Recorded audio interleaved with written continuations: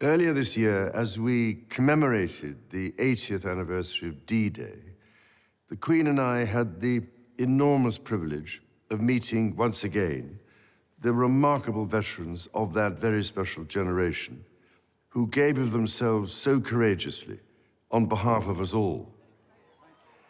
Listening to these once young servicemen and women touched us deeply as they spoke of their comrades drawn from across the Commonwealth, who never returned and who now rest peacefully where they made the ultimate sacrifice.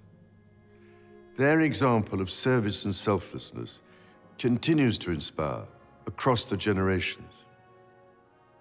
During previous commemorations, we were able to console ourselves with the thought that these tragic events seldom happen in the modern era. But on this Christmas Day, we cannot help but think of those for whom the devastating effects of conflict in the Middle East, in Central Europe, in Africa, and elsewhere pose a daily threat to so many people's lives and livelihoods. We also think of the humanitarian organizations working tirelessly to bring vital relief. After all, the Gospels speak so vividly of conflict and teach the values with which we can overcome it. The example that Jesus gave us is timeless and universal. It is to enter the world of those who suffer, to make a difference to their lives, and so bring hope where there is despair. As the famous Christmas carol, once in Royal David City, reminds us, our Savior Holy came down to earth from heaven, lived among the poor and mean and lowly, and transformed the lives of those he met through God's redeeming love. That is the heart of the Nativity story, and we can hear its beat in the belief of all the great faiths in the love and mercy of God in times of joy and of suffering, calling us to bring light where there is darkness. All of us go through some form of suffering at some stage in our life, be it mental or physical. The degree to which we help one another and draw support from each other, be we people of faith or of none, is a measure of our civilization as nations. This is what continually impresses me as my family and I meet with and listen to those who dedicate their lives to helping others.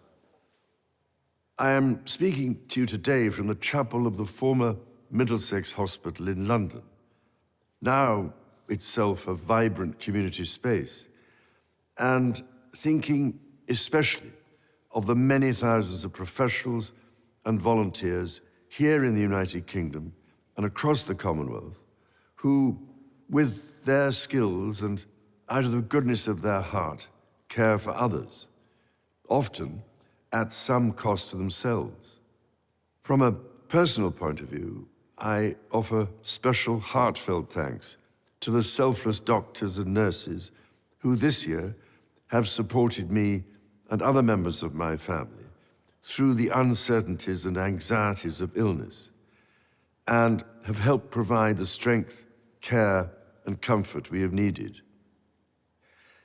I am deeply grateful, too, to all those who have offered us their own kind words of sympathy and encouragement.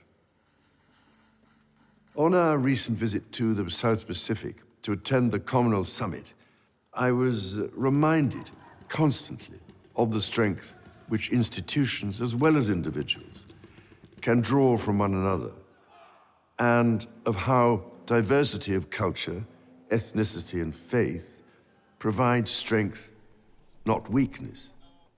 Across the Commonwealth, we are held together by a willingness to listen to each other, to learn from one another, and to find just how much we have in common. Because through listening, we learn to respect our differences to defeat prejudice and to open up new possibilities.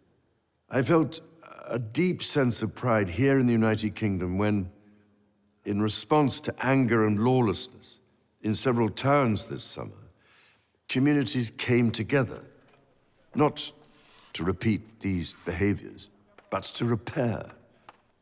To repair not just buildings, but relationships.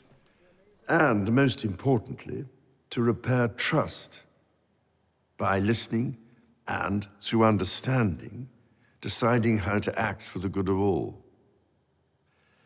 Again, listening is a recurrent theme of the Nativity story. Mary, the mother of Jesus, listened to the angel who revealed to her a different future full of hope for all people. The message of the angels to the shepherds, that there should be peace on earth, in fact echoes through all faiths and philosophies. It rings true to this day for people of goodwill across the world. And so it is with this in mind that I wish you and all those you love a most joyful and peaceful Christmas.